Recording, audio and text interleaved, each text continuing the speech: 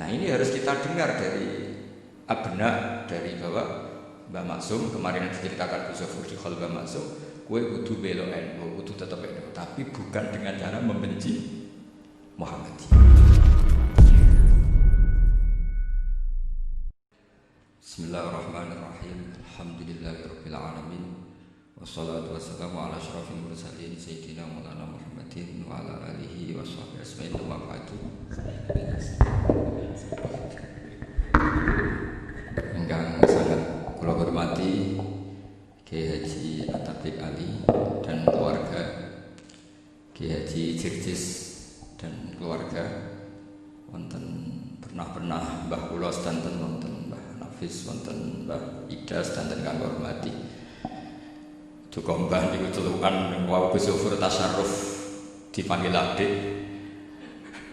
Kula niki tasarruf, kula niki termasuk Bani Umar, terus kula kepanggih Bani Mbah Maksum teng Mbah Abdul Aziz. Terus Mbah Nuriyah niku Mbah Mas Nuriyah, terus dugi Mbah Abdul Aziz. Kula niku mbah kandung kula Fatimah binti Idrus bin Umar. Mbah Umar niku garwane namine Maimunah binti Abdul Aziz. Terus kalau yang memiliki paling dekat kalian Lehidun, Mbah Hidun, di sami-sami putu Mbah Umar. Ya kalian rileks kalau badhe nerusaken cerita Gus Zofur, cerita Mas Maftuh, dan saya tidak akan berjawab karena beliau sudah punya tawadhu, sekarang sudah membaik. Karena saya juga heran kok beliau kelihatan pinter begitu malam ini. Saya pernah dijazahi bapak, kata bapak gini, kon kudu terkenal alim, ora usah terkenal wali. Kenapa Pak? Wong nak terkenal alim itu bisa baca Wahab Muhadzab, itu sing hasud sinau itu ya bagus karena ada kompetisi. Yang mengidolakan terus belajar halal haram itu juga bagus. Tapi nak terkenal wali tok itu kadang orang suwan go bulo didonga, dadi rada masalah. Makanya saya pernah matur sama Lehidul, Bashir itu, Mbak Idris itu. Saya kalau muji Pak Hamid Pasuruan mesti al-alim dulu. Karena itu kenangan saya, beliau itu alim, bisa baca Jambul Jawame, bisa sampai ketika di Termas juga beliau diberi gelar Sohibul Jamil Jawame.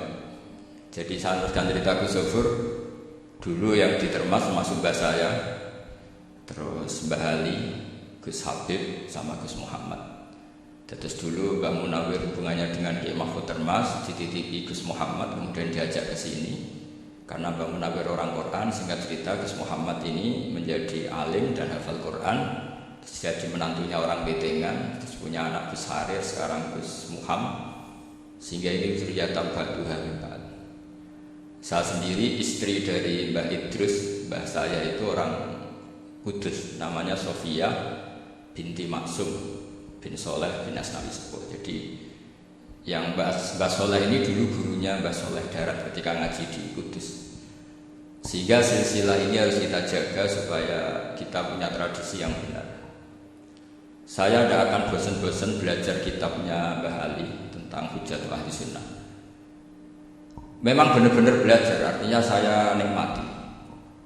Di antara yang saya kagumi yaitu ketika orang lain a priori dengan Ibnu Taimiyah, Mbah Ali itu ya kadang uji Ibnu Taimiyah, tapi ya kadang kritik. Yang dikritik tentu pendapat Ibnu Taimiyah yang tidak membolehkan orang ziarah Rasulullah SAW. Tapi yang dipuji adalah Ibnu Taimiyah meyakini bahwa qiraatul Quran itu tanfaul mayyit. Itu dipuji-puji sama Bali. Ibnu Taimiyah dikutip, Ibnu Qayyim dikutip. Saya akan cerita sedikit tentang tradisi hujjah. Dulu ulama itu kelihatannya sederhana, tapi kalau berargumentasi itu hebat. Tadi Gus Zofur menyebut kitab Mbah Hasyim itu mengharamkan kentong. Beliau masyhur punya kitab namanya Al-Jasus an Tahrimin Naqus. Intinya kentong itu haram. Secara dalil ini meyakinkan sekali karena ketika Rasulullah rembukan sama sahabat, kita dengan apa memaklumatkan orang kalau waktu sholat masuk? Ada sahabat yang usul pakai kentong, dakalin nasoro itu Nasrani. Ya pakai buk itu semacam trompet besar, dakalil Yahud. Kemudian ada yang usul kalau gitu api ya Rasulullah, dakalil Majus. Sehingga dari hadis itu Mbah Hasyim berpikir kentong itu haram. Tapi Mbah Fakih Mas Kumambang itu mengkritik Mbah Hasyim dengan ngarang kitab Hazurus an Tahrimin Naqus. Jadi beliau komentari kitab itu sambil geleng-geleng kepala. kitab kok keliru nganti ngono. Jadi cara pikirannya siapa Ki Fakih. Kentong di Indonesia itu kanggo wedhus dicolong. Pos kampleng, kalau ada banjiran ya kentong, ada maling ya kentong. Jadi nggak ada persamaan sama sekali dengan kentong yang milik orang apa? Nasrani. Sehingga di pondok saya itu ada kentong tapi jelek sekali. Karena itu satu-satunya cara supaya beda dengan kentong yang di gereja. Kalau elek kan mirip kentong di pos kampleng. Itu ya agak-agak ilmiah sedikit. Dulu ceritanya Gus Zofur itu saya teruskan. Itu singkat cerita, itu kalau yang di kejadian di Termas itu Mbak Dimyati sudah nyuruh semua kentong disembunyikan karena mau ada Mbah Hasyim. Cerita itu mukarrar di Kiai Fakih sama di Kiai Dimyati Termas. Setelah kentong dikumpulkan semua, Mbah Hasyim datang, senang, ngiranya Syekh Dimyati ini sependapat dengan beliau, yaitu sama-sama nggak ada kentong. Tapi setelah itu ada santri yang matur, Mbah Dim pun beres kentong pun kula delitno sedanten. Itu di depan Mbah Hasyim. Jadi GR-nya Mbah Hasyim bahwa Mbah Dim itu sependapat akhirnya hilang. Ternyata ini akal-akalan gitu. Karena santrinya matur, Mbah Dim pun beres santen kentong beduk sudah disebut singkirkan. Itu di depan Mbah Hasyim. Saking lugunya santri, nah saking ikhlasnya agak ngerti mahalus syahid ini adalah Mbah Hasyim.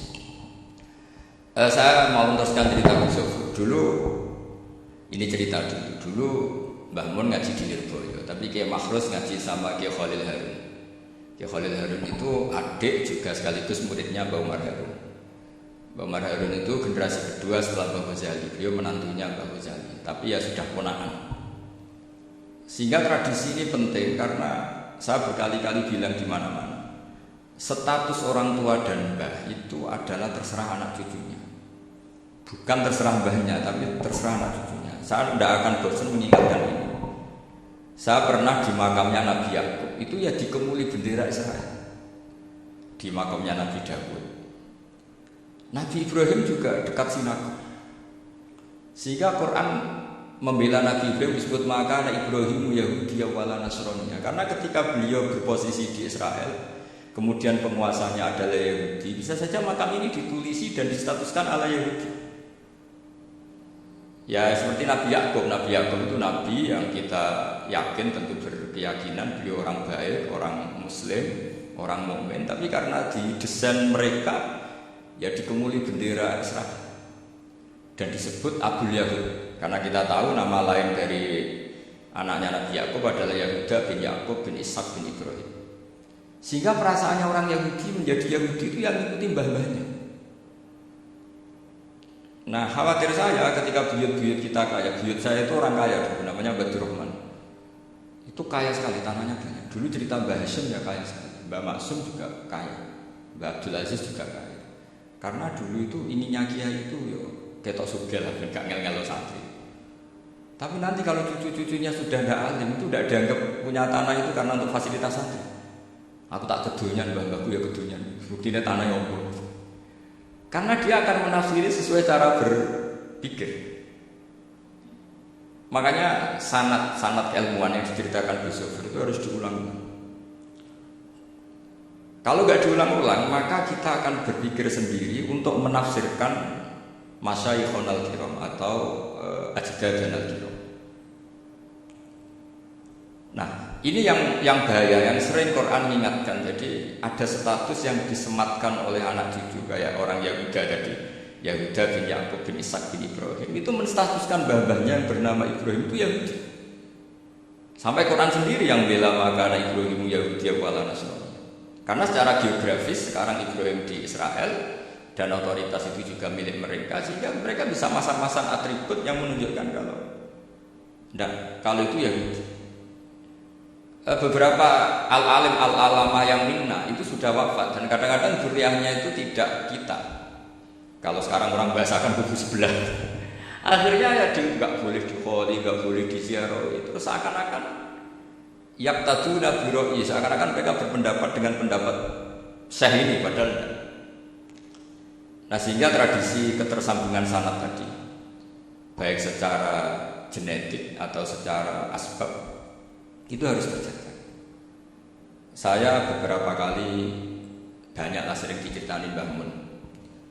Dulu Mbah Munawir ini cerita, Mbah Munawir itu hak santri senenge kitab, ben santri ini so ngaji kitab. Itu kalau ada alumni Lirboyo, alim disuruh baca mungkin di sini tuh Mbah Munawir ikut. Santri ingin tasjeknya, ingin ngajari santri bahwa ngapal Quran itu hafal kok, tapi yo paham. Dan penggalinya Mbah Munawir itu sampai klimaknya dulu Mbah Zaini itu nanti nikah sama Nyai Komariah kalau nggak salah binti Karib binti Manam. Punya putra Gus Habib, Gus Doha yang diantara putrinya dinikahi Gus Rosin. Terus akhirnya kesampaian juga ketika Mbah Munawir punya mantu alim alama namanya Mbah Ali Maksum, angsalnya Nyai Hasimah. Sampai pondok Kramjak makruf bil ilmi, terutama ilmu sorof dulu karena Mbah Maksum itu komplain fa'ala yafulu kok terus fa'lan fa'ala yafulu ya uful gitu kan. Masuk fi'il kok jejer isim gitu. Jadi dulu kata Mbah Mun itu ada persaingan ilmu sorof, sorofnya Mbah Maksum Ali Waron sama Mbah Ali Maksum Jogja. Jadi walian kok yang satu Maksum Ali Waron, yang satu Ali Maksum. Ya itu dulu saingan karang sorok. Nah ini yang menang siapa? Ya terserah duriannya. Kalau duriannya keren ya menang karena terserah yang kampanye. Saya bayangkan nanti kan Mbah Zubair tidak punya anak sealim Mbah Mun. Mungkin halnya Mbah Zubair juga tidak sewow kalau punya putra Mbah Mun. Karena saya berkali-kali bilang kalau dalam syair Arab itu kama takarruma kadang dilafatkan kama tasyarrufa bi Muhammadin Adnan. Orang berpikir Adnan itu siapa? Itu karena ada Nabi Muhammad SAW. Orang mencari-cari Mbah Mun itu mencari Mbah Zubair karena ada Mbah Mun. Orang mencari Mbah Dahlan karena ada Mbah Zubair. Wong kok alime ngono bapake sapa? Wong kok alime ngono putune sapa?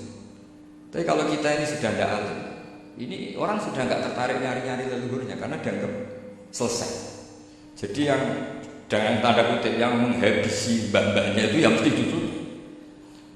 Ini mau ngamuk, mau peringatan, tapi ini juga peringatan pada diri saya sendiri. Jadi sehingga dzurriyyah ini penting. Kenapa para nabi mesti donga dzurriyyatan thayyibah? Kenapa selalu berpikir tentang dzurriyyah? Wa ja'alaha kalimatan baqiyatan fi aqibi.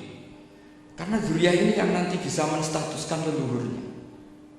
Seperti tadi cerita Mas Maktum ini tak puji betul. Saya hari ini tidak ingin bejlok supaya kewalian saya tidak tergerus oleh kedoliman. Saya pernah diceritain Gus Zofur juga sering baca buku tentang Mbah Maksum. Dulu Mbah Maksum kalau wasiat kembali ya gitu. Kamu harus NU dan harus mempertahankan NU, tapi tidak dengan cara membenci Muhammadiyah. Dulu Mbah Mun juga sering cerita. Dulu Mbah Hasyim itu ngaji Syekh Mahfud kan. Nah, Mbah Ahmad Dahlan dulu namanya Darwis sering ngaji sama Syekh Khotib Minangkabau. Zaman itu Syekh Khotib sudah modern, sudah ikut gerakan Abdu, gerakan Al-Manar. Sehingga bawaannya Mbah Ahmad Dahlan ini agak-agak agresif. Yang Mbah Hasyim karena hanya mulazim di Syekh Mahfud, hanya sesekali ngaji Syekh Khotib, beliau lebih seperti itu. Dan dua beliau ini sama-sama pernah ngaji Mbah Soleh Darat di Semarang, Mbah Hasyim sama Mbah Ahmad Dahlan yang dulu namanya Darwis. Jadi ini masih min syikatin wahidah min mampain wahid. Sehingga kita tidak kaget ketika Mbah Ali Maksum mengomentari Muhammadiyah itu masih ahli sunnah wal jamaah. Makanya nanti terakhir saya baca kitabnya Mbah Ali dan sering saya pelajari. Andai kan kita ini sepakat dengan ilmu, ya kita tahu kalau Abu Hanifah itu tidak kunut, Imam Syafi'i kunut, berarti kunut itu madzhabnya Abu Hanifah, bukan madzhabnya Mbah Ahmad Dahlan. Apa tidak kunut itu madzhabnya Abu Hanifah, bukan madzhabnya Mbah Ahmad. Kita kunut itu madzhabnya Imam Syafi'i, bukan madzhabnya Mbah Hasyim. Ini semuanya masih dalam 3 ilmu. Adzan qabla subhi juga riwayatnya jelas. Tidak adzan ya sudah perilaku kita sudah jelas. Dulu Mbah Mun sering didik kita gitu. Saya sering dengar cerita kalau dulu Pak Arif Fakhruddin begitu hormat sama Mbah Ali, apalagi duriahnya Mbah Azhar Basir. Nah, beliau dulu ngaji di Termas. Dulu itu nggak ada masalah karena semuanya dianalisis pakai ilmu. Tapi sekarang pakai identitas yang kunut itu NU, yang nggak kunut Muhammadiyah. Berarti Abu Hanifah itu Muhammadiyah, Imam Syafi'i itu NU. Berarti Imam Syafi'i itu ya anak buahnya Ki Miftahul Ahyar kira-kira gitu kan. Nah, anak buahnya Pak Said Akil. Kan terjadi repot. Dulu kita ini pengagum ilmu, bukan pengagum perbedaan. Sehingga di sini yang saya kagum dari sekian ceritanya Mbah Ali Maksum. Supaya kitab ini 7 poin, supaya nggak lama-lama karena waktunya juga. Nanti kalau kemalaman ini kena semprit ini sudah. Ini diantara yang diceritakan Bali itu nih. Imam Syafi'i itu sering tawassul, sering wasilah sama Siapa itu? Abu Hanifah. Ini sudah tak petakan, saya baca yang sensitif, yang ini Ziyad al-Bab Samin, terus sebentar ini yang bab tawassul.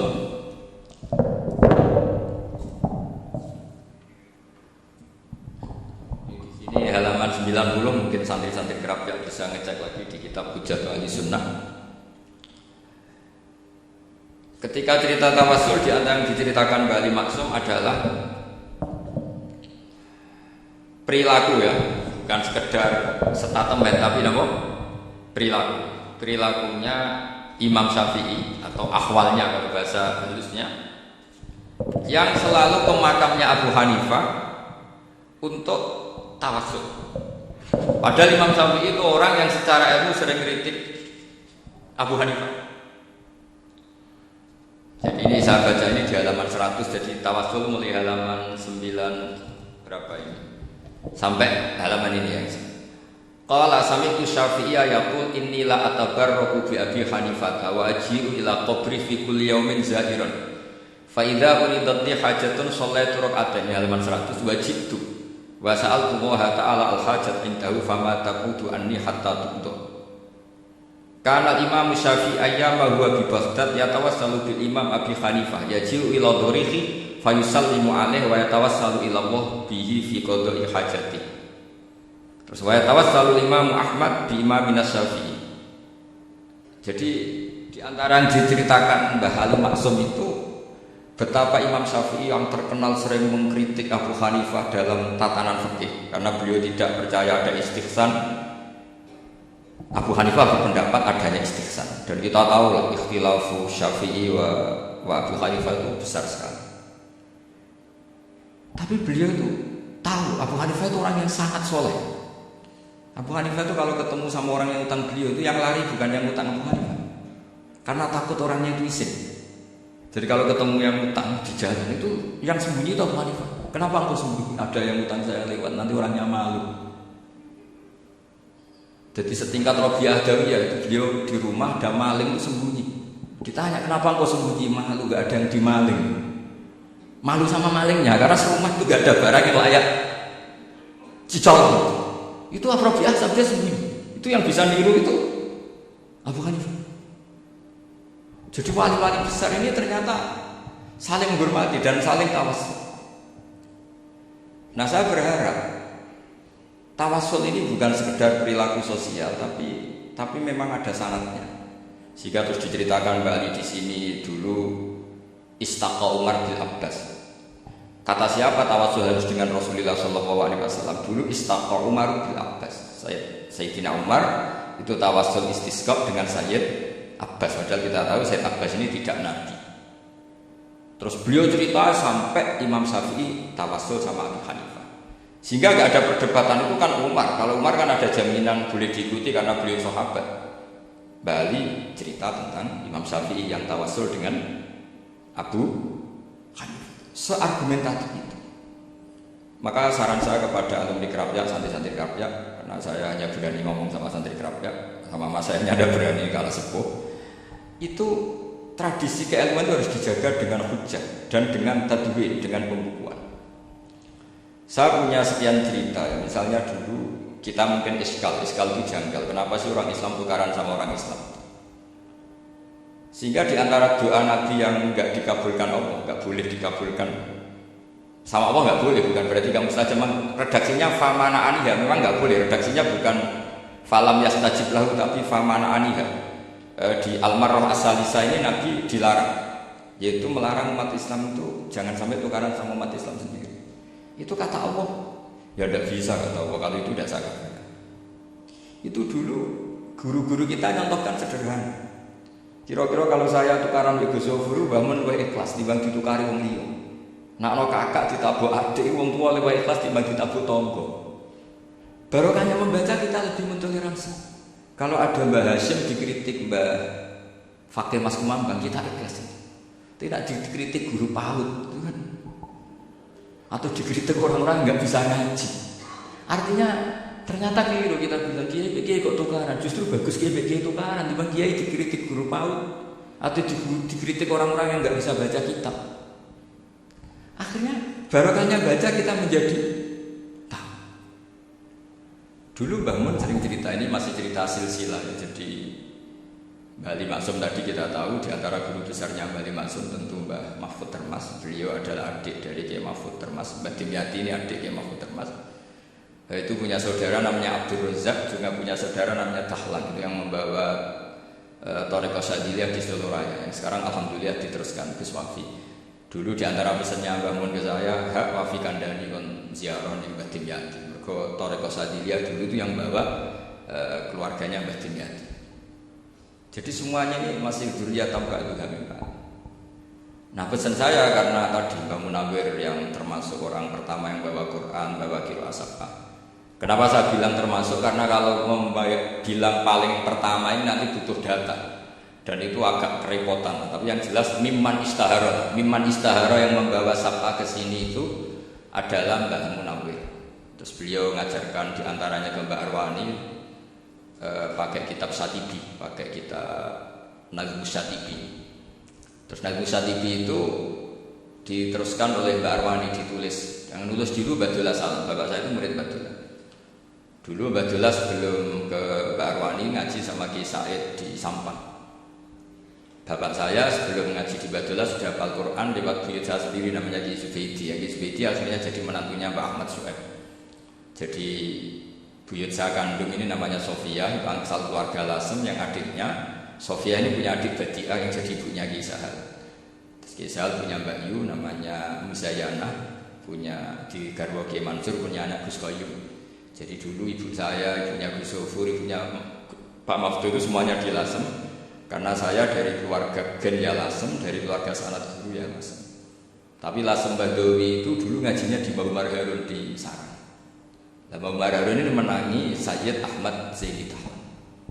Sayyid Zaini Ahmad Zaini Dahlan ini punya cucu keempat yang hidup di Sedan, terus makamnya di Lasem, namanya Habib Haidar, itu yang nulis biografinya Mbah Maksum. Mbah Maksum bukan Bali, biografinya Mbah Maksum itu ditulis oleh Habib Haidar, namanya Haidar bin Hasan bin Sodaqah bin Ahmad Zaini Dahlan. Nah, Habib Haidar ini menantunya Sayyid Hamzah Sato. Hamzah Sato itu Hamzah bin Abdullah bin Umar, itu kakaknya Sayyid Abu Bakar Sato, Sohibul Yana. Nah Sayyid Umar ini yang dulu ngajari mbahnya Mbah Mun namanya Ahmad bin Suhaib. Nah, di antara ajarannya adalah baca kitab-kitab kecil yang bisa dihafal. Dibawalah ke sarang jadi metode muhafadzah. Tapi kemudian lama-lama oleh di pondok itu jadi syarat kenaikan kelas. Dulu gak ada muhafadzah untuk kenaikan kelas ya, supaya orang alim itu harus hafal, lama-lama dipakai syarat untuk muhafadzah. Jadi semua ini sangat harus kita ingat supaya kita bisa menjaga tradisi. Termasuk tradisi ini kiai seneng jagungan, terus ngomong ra penting. Itu juga sanad. Setahu saya Mbah Mun kalau ketemu bapak ya guyon terus. Saya punya kenangan yang dulu agak iskal. Ada isu lah, entah isu entah hoax apa, ada kaji itu agak beling itu, pokoknya beling lah. Seneng siapa itu rondo lah. Pokoknya beling. Ketika Mbah Mun dilaporin tamu kalau kaji itu beling sama rondo itu. Mbah Mun tanyanya gitu. Lho ayu gitu. Wahyu banget Mbah. Wahyu. Itu bapak juga bakas ayu. Dulu saya sekali lagi kok bakas wong ayu, bakas budine barang kira-kira gitu. Tapi setelah saya tambah alim, tambah ngerti itu, kata bapak gini, ya bakas ayu hak timbang no malah qaudah. Ternyata seni. Sekali Mbah Mun bapak bilang, "Waji kok zina kaji," maka larinya ke qaudah. Maka menghindari bahasa menuduh, ngomong yang enggak penting. Lho ayu. Jadi kiai dulu tuh orang sok suci tapi menghindari hal-hal yang jadi punya seni untuk ngelola kehidupan. Orang bermalam-malam jagungan sama teman asik itu kan perlawanan terhadap nafsu kita, syahwat kita untuk mungkin nikmati dugem di bar atau di tempat-tempat maksiat. Itu setan di Indonesia tuh kakuati sama kita. Orang supaya nggak tertarik maksiat itu kiai Jawa cukup ketemu kancane masak terong guyon, gejol-gejolokan zaman mondok, suwengi lulus saka maksiat. Bar wis tutup. Perlawanannya sederhana, nggak pakai tahajud, nggak pakai wiridan. Karena di Jawa juga kalau rapati potongan ahli ibadah, itu jagungan. Jadi setahu saya, prof saya itu pernah melihat Bali itu sekali ketika beliau ngisi ceramah di Mbah Hamid itu. Saya masih kecil diajak bapak. Dulu kalau bapak ngelihat Bali sama Mbah Hamid itu mesti nangis. Karena dua orang alim bertemu. Yang akhirnya ya di sana Mbah Hamid punya anak Gus Nasih, di sini ada Mbah Nafisa, jadi Mbak saya Hindun itu. Jadi dulu itu ya guyon terus ketika itu yang sering bodoni Mbah Hamid itu ya Ki Bisri.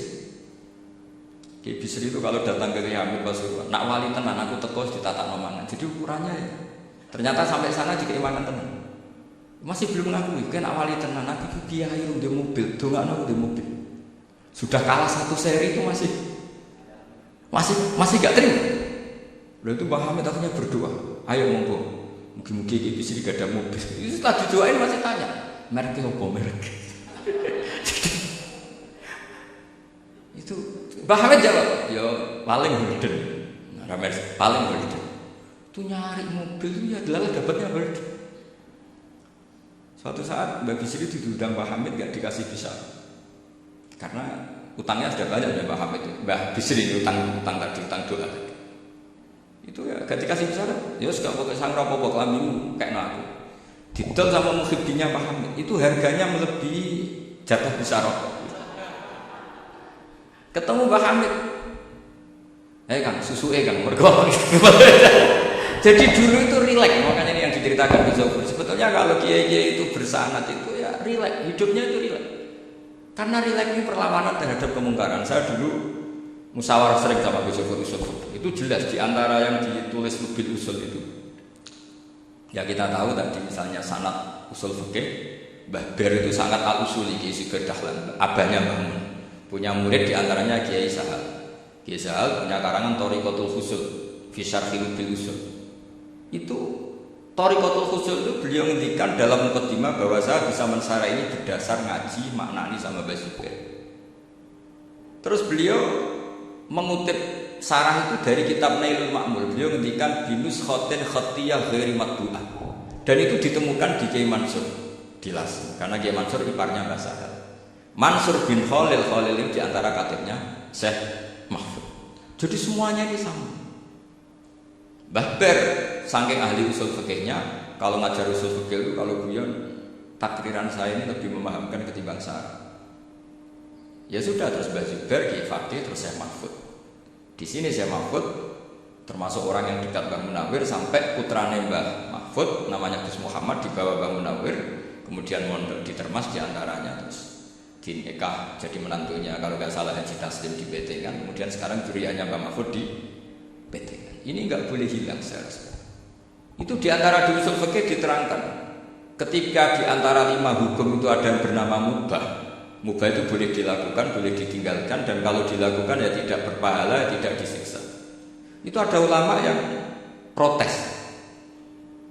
Protes nggak bisa seperti itu. Itsma min mubahin ila wa tahaqqaqu bihi tarku haramim ma. Fa'il zamu minas sukun tarkul qatli wa minas sukut tarkul qadar. Tidak bisa, mubah itu tidak ada. Kalau kiai jagungan semalaman, itu Allah ngitungnya itu hada taroka dugem, wahada taroka delok dangdut, wahada taroka kata wakata. Oh itu luar biasa. Dan kita ngikuti yang seperti itu saja.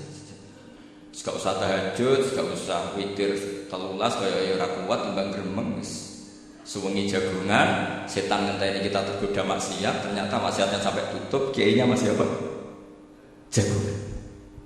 Jadi jagungan saja ada ilmunya bahwa itu perlawanan terhadap tarkul ma'asi. Sehingga bagaimana Anda katakan mubah ini mubah, toh gunanya adalah tarkul haram. Meskipun efek mubah juga bisa tarkul wajib, waya bojo blonjo tuh. Ya kan? Waya rumah ibu itu halal wajib. Jadi mubah itu resikonya ya bisa tarkul wajib, bisa tarkul haram. Sehingga kalau sanad ini terjaga secara baik, secara kultur, saya sering juga sarungan sama Gus Zofur, itu mesti tak niati gitu. Jagungan ngalim wis ibadah, dan menikmati ibadah adalah dabul auliya wa dabul ulama. Kata Imam Ghazali, pada akhirnya waqud buhadatin al-istilzar bil mubah. Kata Imam Ghazali, pada akhirnya qutbu hadatin, madaru hadatin, pokok dari agama ini adalah melawan kemaksiatan dengan kita menikmati al-istidad bin bah. Kita menikmati sesuatu yang dibolehkan Allah Subhanahu wa taala. Dan seperti ini bisa qaswu dhahri syaitan, bisa menghancurkan punggungnya setan. Karena kalau melawan setan dengan ibadah ini kadang kita capek selain serapotongan. Tapi nak kangkang komplek itu jagungan mbek kancane, ngenang melarate, ngenang ras sekolah mak ramunggah, senangan sing ramunggah diarani istiqomah. Gitu kan diarani tulus zaman, sing munggah dianggap kesusu. Saya ini punya pondok Quran, kalau ada yang hafal 3 tahun itu mesti digojolkan saya. Segak apik kesusu. Kesusu itu mesti tidak barokah karena tergesa-gesa hatam. Sehingga yang nggak hatam-hatam itu kayak partai mayoritas. Ini yang partai tulis zaman kan. Ahli sobri kan. Akhirnya di pondok gara-gara itu mau guyon, tapi nggak ada stigmasi yang saya nggak naik. Di pondok sarang itu saya punya temen itu banyak yang sekelas dengan saya, sekelas sama Gus Kamil, akhirnya sekelas dengan Gus Sufur. Padahal saya ini kakak kelas. Saya temannya, Gus Kamil temannya Gus Sufur. Ini anak ini nggak pernah naik, itu nggak dinyek, nggak dicibir di pondok. Karena guyonan tadi. Guyonan bahwa ini bagian dari bentuk apa? Istiqomah. Nanti yang goblok juga tenang. Karena kayaknya cerita, kadang santri goblok ya baru kan. Di sini pondok agak santri ya tahu sinau rumah jadi kiai gede. Selalu kiainya tuh cerita seperti itu. Akhirnya sing goblok ya bangga dengan kegoblokannya. Iya, jadi kiai itu orang yang meskipun guyon ini barokahnya masya Allah. Dan setahu saya kiai alim itu ya senengannya guyon karena tadi guyon itu luar biasa. Bapak saya itu kalau pesan sama saya itu enak ngaji ya guyon guys. Wong yang mas mikir utang, mikir dibojo macam-macam kok ngaji kok jak nangis pisan nangis ping pindho gitu. Sudah jak guyon paling gak lali. Dan beliau punya dalil tuh bifadillah birahmati fabidzalika falyafrah. Jadi jangan sampai orang ini farah bil maksiyah, jangan sampai orang itu. Dan ini yang saya kenang dari sekian cerita murid Bali. Mbah Ali Maksum yang senang nih gejol-gejolkan dari santri. Ini saya maklumatkan ke semua santri beliau bahwa ini bukan sekedar guyon, tapi al-istildad bil mubah. Ini adalah perlawanan terhadap setan karena banyak orang bisa senang itu kalau nunggu maksiat. Ini bisa senang dengan sesuatu yang tidak maksiat. Itu kayak apa? Hebat. Makanya Nabi itu kalau ketemu sahabat ya sering ngendikan yang ringan-ringan. Ya Umar ma'afalan luwer. Manuk piye ijek. Kalau ketemu anak kecil ya. Nanti ketemu yang tua-tua yang sudah nggak bisa mikir, ya tetap riang. Sehingga ada cerita dalam sebuah tafsir. Ya saya ulang lagi, ada cerita di sebuah tafsir. Kenapa Nabi Musa ditanya Allah wa ma tilka biyaminika ya Musa?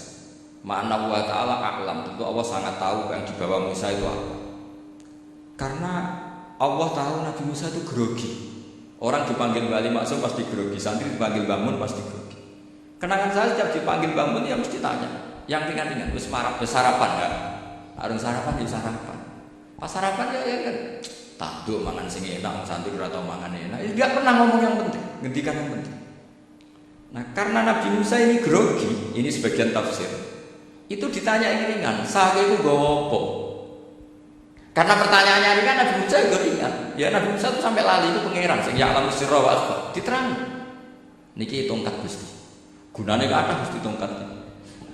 Qala ya asya atawakkau 'alaiha wa ahusyu biha 'ala ghanabi wa liya fiha ma'arif ukhra. Wah, tongkat Gusti ini penting. Nggih enak. Nggih macam-macam ya Gusti. Atawakkau 'alaiha wa ahusyu biha 'ala ghanabi kangge menghalokan wa. Masih terang terakhir dan yang lain-lain Gusti wa liya fiha ma'arif ukhra. Sehingga akhirnya relate. Karena Nabi Musa terus ngerti. Ternyata ketemu pangeran itu gak seserem yang saya bayangkan gitu. Pertanyaannya ringan. Itu ada ilmunya. Tapi cerita ini yang versi tafsir ini tidak yang seperti di Manaqibul Ghazali. Di beberapa kitab tentang Manaqibul Ghazali diceritakan di alam roh Nabi Muhammad SAW itu yubahi di umati, saking yubahinya sampai ngendikan ulama umati ke anbiya'i Bani Israil. Ulama umatku itu pinternya atau statusnya itu mirip-mirip lah. Kaf itu ya mirip-mirip kayak ulamanya nabinya Bani Israil. Akhirnya Nabi Musa itu tersinggung sekali. Bagaimana mungkin ulama disamakan dengan apa? Nabi. Sehebat-hebatnya ulama itu kan tidak akan yabluhu darajatan nubuwah atau yartaqi la darajatin nubuwah. Itu akhirnya ya kalau kamu nggak percaya panggil. Yang dipanggil Imam Ghazali. Ya Nabi Muhammad juga gak mau kalah. Kalau manggil ulama RT ya kalah keok. Akhirnya Imam Ghazali datang, ditanya sama Ghazali, Mas muka nama kamu siapa? Ana Muhammad bin Muhammad Al-Ghazali At-Tusi Asy-Syafi'i. Itu disebut panjang. Nabi Musa guyu-guyu. Kamu ulama ngomongnya nggak penting, ditanya namanya kok penjelasannya sepanjang itu, dianggap itu satu kesalahan. Masa tanyanya nama kok ditanya, jawabnya Muhammad bin Muhammad Al-Ghazali At-Tusi Asy-Syafi'i, kepanjangan. Ketika Nabi Musa agak mencibir, agak gimana gitu, terus jadi Imam Ghazali, kalau ini masalah, lebih masalah jenengan. Apa ya? Yang tanya jenengan tuh Allah ya alam sirra wa akhfa, dan Allah hanya tanya wa ma tilka biyaminika ya Musa. Harusnya jenengan hanya asoya titik, bukan kepanjangan. Atawakkau 'alaiha wa syubha itu kepanjangan. Allah tanya yang di bawah kamu itu apa? Yang di tangan kamu. Harusnya jawabnya hanya asoya. Tapi kenapa penjelasannya sepanjang itu? Sampai terakhir waliya fiha ma'arifu ukhra. Pinter tenan kayak gitu. Saat Nabi Muhammad, Nabi Musa itu bilang, ya pinter tenan. Padahal kita tidak pernah GR seperti itu kan, kebetulan Imam Ghazali. Kalau yang lain mungkin ya kayak apa kira-kira. Tapi ini cerita dalam khazanah keilmuan. Benar yang dikatakan Gus Zofur. Saya termasuk orang yang pernah mondok Lirboyo Pasanan. Jadi setelah saya disuruh nemani Gus Kamil, tahun berikutnya Gus jenengan disuruh. Pokoknya anakku bosak ulang lah, kudu tahu mondok Lirboyo. Dia aku tahu ngaji agak. Terus yang disuruh Mbak Gus Kamil itu saya. Jadi saya pernah 1 bulan itu di Lirboyo. Karena saya ini santri beling ya, kontraknya pokoknya penting ziarah bakaran. Ya saya nggak pernah ngaji, pokoknya nggak bermisa. Ziarah ya sudah. Ngaji subuh ingat saya sama Gus Imam. Itu dari 17 hari ingat saya ngaji 2 kali. Tapi kalau ziarah ke Bakarim sudah lupa jumlahnya karena memang kontraknya disuruh ziarah. Sampai seperti itu. Dan saking senengnya bangun sama Bakarim saya masih ingat. Ngamplopi salam tempel itu masih ingat untuk Gus Anwar, untuk Gus Imam, untuk Gus Kafabi, termasuk untuk Gus Maksum. Itu malam-malam saya dijak ngamplopin. Zaman itu saya masih ingat Selawewu. Zaman itu kos 1 bulan itu 13.000. Jadi kira-kira kalau 25.000 itu untuk kos 2 bulan. Jadi saya kosnya itu pakai kos. Saya masih ingat Pondok Sarang itu kos 1 bulan 13.000. Berarti kira-kira 500.000 itu di amplopin sendiri sama Bang. Ini untuk Gus War, ini untuk Gus Imam, ini untuk Gus. Padahal Gus Imam ini mondoknya sudah dibangun. Itu bangun hormatnya sampai untuk jatah salam tempel. Nah yang ribet kebalikannya, kita pulang Gus Imam karena melihat Gus Kamil putrane bangun, Gus Kamil disangoni. Saya juga disangoni karena Gus Imam dulu ngaji juga sama Pak D saya, sama keluarga saya. Itu kata Gus Kamil saat keluar, oh kamu nih gua abal, berarti gua hapus. Karena ini penting, kalau sampai dia tukar guling, ribet. Jadi ditampil sendiri lah, mau kamu nih gua abal ya, boten, ya berarti halal. Tapi sama bangun dia ditanyanya bukan apa karena untuk meneruskan tradisi bahwa kalau kiai ketemu itu ya saling memberi hadiah, saling itu sudah foto di mobil dan jual apa sotak. Sehingga ketika Krapya ini punya Bali Maksum alim alama, kemudian melahirkan murid-murid yang juga ibar, kayak Mbak Warsun bisa ngarang apa Kamus Al-Munawwir, Pak Bik juga punya karangan Kamus Al-Mu'asir. Saya itu punya semua. Karena ini adalah buah dari bahwa kita ini tidak kalah sama produk-produk yang di sana. Bahwa produk di kita ini sudah cukup untuk mengantarkan orang menjadi alim alam. Dulu Mbak Zubair ke Mekah ya sudah alim alam. Gus Zofur ke Al-Azhar sudah alim. Semua teman-teman kita ke Mekah sudah alim semua. Padahal produk modoknya ya tadi mau digojlok kiai ini terus mangkel keamanan biasanya. Biasanya musuh besar pondok itu keamanan. Jadi itu bukan berarti kalau ibunya Gus Maftun enggak, biasanya keamanan itu musuhnya apa? Banyak. Jadi cerita-cerita saya mohon sekali murid-murid kerap ya, jangan hanya ngaji fikih. Kalau hanya ngaji fikih itu posisi Abu Hanifah itu seakan-akan nyuwun sewu orang yang sangat tidak ahli hadis. Karena beliau di situ kelihatan kalah sekali dengan Imam Syafi'i. Apalagi di perdebatannya Muhammad bin Hasan Asy-Syaibani dengan Imam Syafi'i itu kelihatan sekali betapa Abu Hanifah itu orang yang nyuwun sewu ditinggalkan dalam ilmu hadis. Sampai beliau hanya dapat gelar ulama ahli ra'yi, termasuk ulama yang kuat logikanya. Juga harus baca kitab-kitab seperti ini. Ternyata Di balik Imam Syafi'i mukhalif pada beliau di bab-bab fikih, perilakunya sangat hormat. Sampai beliau itu kalau tawassul ke kuburannya Abu Hanifah.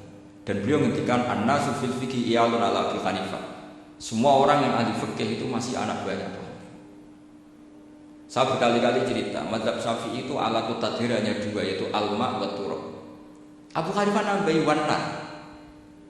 Alasannya Abu Hanifah orang mukmin yang dosanya banyak itu dibakar di neraka, dan alasannya Allah litadhirihim, untuk mensucikan mereka. Sehingga pikirannya Abu Hanifah an-nar itu min alatit tadhir. Apa yang terjadi ketika bata itu batu bata yang dibakar, di situ campur telepon, campur apa-apa, itu kalau sudah mazhab Abu Hanifah selesai, sudah suci, karena sudah ngelewatin pembakaran. Meskipun kita tidak akan kalau kehilangan air terus wudu dengan api, sudah punya semua. Tapi apapun itu menjadi solusi. Sehingga saya punya kitab namanya Ikhtilafu Malik, Ikhtilafu Malik Abu Hanifah atau Ikhtilafu Syafi'i Abu Hanifah. Itu kelihatan sekali kalau Abu Hanifah itu posisinya kalah, karena yang ngarang orang-orang Syafi'i. Tapi kalau melihat kitab-kitab kewalian, misalnya di kitab Mizan Kubro, ini juga sering disebut Kiai Sakti itu Bali Maksum tentang Imam Sa'ron. Berkali-kali beliau mengutip Mizan Kubro. Itu Abu Hanifah adalah orang yang sangat mukasyafah. Artinya ketika Nabi cerita air wudhu itu menjatuhkan dosa, tidak ada air wudhu yang jatuh ke kamu kecuali saat itu juga dosa kamu jatuh. Itu beliau datang ke Madharut Kufah. Kemudian beliau bilang sama si orang tua tadi, tub anizina. Orangnya terus bilang atubu minazina. Ada lagi pemuda datang dibilangin tub anukuki walideka. Terus bilang tub tu anukuki walidaya. Sampai yang terakhir ada tub ansima ya alatillah atau ansama ya alatillah. Terus tub tu ansama ya. Ketika orang itu ditanya, kenapa engkau begitu tahu dosanya apa? Saya tahu air wudhu ini menjatuhkan apa. Jadi kira-kira kalau zina mungkin ya batang babi lah. Kalau hanya sekedar melihat bab-bab mungkin ya curut atau tikus lah kira-kira gitu. Nak dulu cilik ya mungkin ya tikus cilik gitu. Nak dulu suwi ya tikus werok itu atau apa lah. Pokoknya beliau itu tahu. Tapi anehnya Abu Hanifah apa? Setelah itu dia nangis minta mukasafahnya ditutup. Ya Allah, saya ini mukasafah kok malah menjadi tahu sawatil mukmin. Padahal aturan syariat jenengan man satara musliman satarahu, bahwa enggak baik melihat jeleknya orang mukmin. Minta ditutup. Makanya saya ini bangga dengan mukasafah. Makom yang kita sampai sekarang itu makom setelah Abu Hanifah mukasafah. Jadi Abu Hanifah repot-repot mukasafah, minta makomnya ditutup, tidak menjadi mukasafah. Dan alhamdulillah kita sudah tidak mukasafah sebelum minta ditutup. Jadi kita ini keren. Keren karena aturannya itu man satara musliman satara huwa, yang tidak tahu aibnya orang muslim maka Allah akan nutupi aibnya di akhirat. Dan kita alhamdulillah barokahnya ada mukasafah, tidak ngerti aibnya orang mukmin. Jadi kita harus pakai patokan ilmu. Saya ulang lagi, kita harus pakai patokan. Makanya saya tahu betul ketika Kiai Hamid Pasuruan, beliau dulu ngaji Jamul Jame, ngaji Juman, Bali Maksum di sana sama Gus Habib, sama Gus Muhammad bin Mahfud.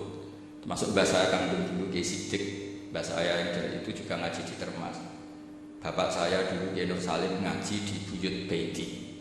Dulu itu kawin juga sederhana kayak cerita Gus Sofu. Jadi bapak saya kandung itu Kiai Nur Salim itu ngaji di Mbak Baiti. Mbak Baiti itu adik kandungnya buyutnya saya dari ibu. Nah Mbak Baiti itu teman akrabnya mbak saya namanya Kiai Nur Sam, Mbak Nur Sam. Singkat cerita terus Nur Kiai Jorabi arah-arah Bekno. Setelah bapak saya ke Badullah mau ditawarin jadi mantu, kata bapak saya belum pun tiba mantu Mbak Baiti. Akhirnya dapat ibu saya itu. Karena ibu saya itu cucu Mbak Baiti itu cucu lambung, jadi mbahnya ibu saya itu mbaknya Mbak Baiti. Namanya Mbak Sofia tadi yang dapat Mbak Idris itu, yang Mbak Idris ini bin Umar. Ya Mbak Umar yang mbahnya Mbak Hamid itu Hamid bin Abdul bin Umar, kalau bahasa itu Fatimah bin Idris bin Umar. Dulu kecilnya Mbak Idris namanya Abdul Khalid. Kalau kecilnya Mbak Hamid namanya Abdul Mukti. Kalau kecilnya Mbah Maksum namanya Muhammadin kalau nggak salah. Dulu itu namanya dua-dua karena diganti ketika musim Mbak Haji. Jadi ini terjadi. Sehingga tidak ada ceritanya kiai-kiai yang jagongan kemudian santrinya itu yang agak-agak khawarij. Kiai kok sungi-sungi jagongan, gak tahajud, gak duha, itu tidak ada. Karena ini dianggap fi'lul mubahat untuk melawan mungkar. Jadi Sehingga di kitab Ihya diterangkan, kamu jangan ngira orang-orang soleh ketika jagungan itu min ahli bitolah wa takasur. Itu orang-orang yang pemalas itu enggak. Tapi mereka bisa mengasyiki Allah. Bahwa dalam jagungan ketemu teman ya asik, gejol-gejolkan sama Pak Maftuh ya asik. Dan keasikan ini bentuk perlawanan terhadap keasikan harus dengan maksiat. Itu kayak apa kalau kita ngaji sampai seperti itu? Termasuk tadi yang diceritakan Pak Maftuh kitab Bunyah. Semoga beliau cerita juga pernah belajar. Saya pernah belajar kitab Bunyah khatam. Itu diantara yang diceritakan Syabul Qadir Al-Jilani tadi kata beliau Al-Jilani dipakai jin Al-Jilani. Ini agak beda dengan kita. Mbah Zubair itu punya kitab namanya Al-Qalaid Al-Uluyah. Beliau menfatwakan nama-nama ajam itu kamu bebas. Ajamiyun fasna bihi masyita. Sehingga kita kalau punya kiai harus mau cokolat istukhri. Sehingga kita mau cokolat istukhri. Tirmidzi juga nasibnya sama. Qolat rawahut Tirmidzi. Sing sitok rawahut Turmudzi. Yang satu rawahut Tarmidzi. Ya karena kita keluarganya Tarmidzi apa ndak itu. Makanya kata Mbah Mun sama singa. Wong kata cerita Gus Zufur tadi, adabnya Gus Zufur itu cerita tentang keluarga ibunya. Padahal keluarga ibunya juga orang-orang soleh yang luar biasa. Itu kata Mbah Mun, kowe roh jenenge Imam Bukhari tahu ya. Jenenge sapa saya nyebut Muhammad bin Ismail bin Ibrahim bin Mughirah bin Bardasbah. Lah iya Bardasbah mbok waca Bardasbah ya ora cara kene mbok Parmin mbok Parlan. Jadi Bardasbah cara kene Parmin Pak. Iku ora Mbah Fadl Senori dadi kabeh diwaca Arab. Jenenge Mbah Umar Harun. Dhisik yo wong sarang Mbah Harun kok kira nang yo ora roh, dhisik yo wong kuno. Jadi kalau versi Mbah Fadl, termasuk yang pertama bikin nasab Mbah Maksum itu tulisannya Mbah Fadl yang dikutip Habib Haidar tadi. Ya saya seperti Gus Zufur suka mencari-cari hubungan ulama-ulama di Jawa. Itu Mbah Mun kalau bicara Mbahku harus jenis Kiai Serut. Kalau di tulisannya Mbah Fadl itu syaraf. Jadi masih jadi Mbah Fadl itu fanatik orang-orang alim itu ditulis Arab. Kalau Mbah Mun itu Jawa. Dulu itu ada wali seto di daerah saya. Dulu orang ya janggal ternyata ada sato kesamaan di Arabnya itu. Sehingga kiai-kiai itu ada fanatik Tirmidzi, Turmudi, Tarmidzi, Jilani, Jelani karena ajamiyun fasnabi masih. Jadi kalau nama-nama ajam semongko lah baca sekenanya sementing. Cuma mungkin tahqiqnya benar Pak Maftuh tadi memang di Mu'jamul Buldan itu Al-Jilani juga Jim ya sudah kita baca Al-Jilani. Sebab itu kayak Pondok Pelosok Lirboyo itu menurut saya bagus. Orang itu maknani betul sama gurunya. Kalau Sarang enggak.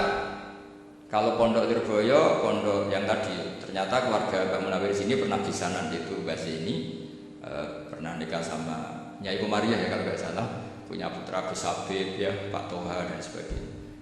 Itu betapa hubungan pondok Quran sama pondok kitab dulu itu nggak pernah terputus. Bapak saya selapal Quran itu dulu ngaji Mbah Zubair. Jadi bapak saya sering ngutip mu'en apa, padahal bapak saya itu terkenal, beliau cita-citanya itu saya ingin hafal Quran kayak hafal Fatihah. Beliau itu sampai sekolahnya sekarang. Karena beliau inginnya hafal Quran kayak hafal Fatihah. Termasuk murid terbaiknya Mbah Dullah bapak saya. Itu ya ngaji kitab. Sehingga kata Mbah Mun, jadi Mbah Munawir di mantu Bali Maksum, itu ya sudah dipenggali dituruti pangeran. Lahirlah seorang Bali Maksum yang membawa. Jadi dulu itu ya Gus Muhammad yang ngaji di Termas, nanti Mbak Arwani sebelum ngaji di sini ngaji di Tebu Ireng. Sehingga Mbak Arwani bisa ngarang kitab. Beliau ngarang kitab tentang Sabah, Faidul Barokat. Ya nulisnya ya fasih. Ya saya punya tulisan tangannya Mbak Arwani itu banyak. Saya juga punya tulisan tangannya Mbak Hasyim Asy'ari ketika nyurati buyut saya yang di Damaran itu pakai bahasa Arab. Jadi dulu itu Bali Maksum juga sama, surat-suratannya dulu sama tokoh-tokoh Muhammadiyah bahasa Arab. Nah ini harus kita dengar dari abna dari Bapak Mbah Maksum kemarin yang diceritakan Gus Zufur di Mbah Maksum, kue kudu belo NU, kudu tetap NU, tapi bukan dengan cara membenci Muhammadiyah. Tadi Pak Maftuh menguatkan sanad itu dari Pak Atabib bahwa Muhammadiyah termasuk ahli sunnah karena sama-sama tidak satu sahabat, sama-sama ikramus sahabat dan sama-sama bermadzhab. Nah soal akhirnya ada beberapa yang rapati seneng ngaji ini yang agak ribet. Tapi kamu tidak usah ngeritik Muhammadiyah gak seneng ngaji, kayaknya juga sama kita nggak seneng ngaji juga banyak itu. Jadi kalau kritiknya masalah itu kan kita ya agak-agak agak-agak salah. Ya jadi ternyata di sini, terus ini yang terakhir supaya nggak lama-lama, Bali juga punya sisi keras sekali. Jadi dalam hal-hal yang khas, ini di halaman 87 itu keras sekali. Beliau ngendikan, wahal bi jununun hatta usdira amri lil mu'minin alla yazuru rasulakum. Jadi ketika saya tadi sudah bilang bahwa beliau sering uji Ibnu Taimiyah dalam banyak hal, tapi dalam banyak hal juga beliau mengkritik Ibnu Taimiyah ketika menafsirkan la tusaddur rihal illa ila salasati masajid. Kemudian Ibnu Taimiyah tidak mentasrihkan, tidak mensunatkan ziarah kubur Rasulullah sallallahu alaihi wasallam. Beliau mengkritik. Dan cara mengkritik adalah menghentikan ulaikal ladzina yuriduna ayyahulu bainahu sallallahu alaihi wasallam wa baina ummatihi fi nahiyatin. Itu adalah orang-orang yang ingin membuat batas antara Nabi dan umatnya. Saya termasuk terinspirasi makalah Bali ini adalah bagaimana Anda mengkafirkan orang Islam berdasar qala Rasulullah sallallahu alaihi wasallam. Wan nabiyyu asyaddun nasi syafaqatan li ummati. Wan nabiyyu akhrasun nas, orang yang paling serius supaya umatnya Islam. Kemudian Anda dengan hadisnya Nabi mentafrik bainahu wa baina ummati berdasar dawuh Kanjeng Nabi. Lucu mentalahan. Makanya saya itu nggak pernah keras di bab ini. Misalnya saya ada santri sarang yang nakal, itu saya tidak berani komentar karena saya tahu Bangun itu sangat mencintai santrinya meskipun yang nakal. Saya melihat sendiri, bukan jari ada santri cara pelaturan pondok itu diboyong karena nakal. Itu Bangun ngendikan begini, ya jeng yo diboyong cara aturan pondok. Nah aturannya pangeran berke tobat dudu wong apik, dudu wong saleh. Iki kudu tetep sering rene, tetep santri kudu yo akhirat. Soal pondok ya ben ana aturan, pancen kowe nakal nemen ya diboyong, tapi ki tetep wong apik. Jadi karena kita tidak mungkin mentafrik bainahu wa baina talamiti. Kita tidak mungkin mentafrik baina nabi wa baina ummati karena nabi adalah apa? Asyaddun nasi syafaqatan li ummati. Sampai saking sayangnya nabi itu ngendikan syafaati li ahli kabair min ummati. Lu koyo apa baiknya Nabi? Orang melok nakal, orang melok maksiat, tapi melok nanggung swargane. Iku waktu kali sampean iso utang gak apa-apa, bangkrut gak apa-apa, sing nyaur bapak. Gua sampean ngono top tenan. Anake yo ngawur tenan maksudnya, tapi top. Lah Nabi ku umate sing dosa iku umate, Nabi sing nyuwun sewu, cara Jawane sing kangelan nyafaati. Karena Nabi gak boleh dipisahkan dengan umatnya. Makanya kata Bali Maksum, ulaikal ladzina yuriduna ayyahulu bainan nabi wa baina ummati. Itu mereka adalah orang yang ingin memisahkan Nabi dengan umatnya. Masa kita mengkafirkan umatnya Nabi berdasar dawuh Nabi? Itu kan sama, saya benci santri Anwar berdasar dawuh Bangun, padahal orang tahu semua begitu sayangnya Bangun terhadap santrinya. Sama juga kamu benci santrinya Bali Maksum berdasar dawuh Bali, padahal beliau sangat mencintai santri. Nah kultur-kultur seperti ini tidak boleh hilang. Kita punya sanad, punya guru, punya keluarga yang sama. Jadi mbah-mbah saya itu orang Tuban, dekat sama posisi Ibrahim Asmorokonti tadi yang diceritakan.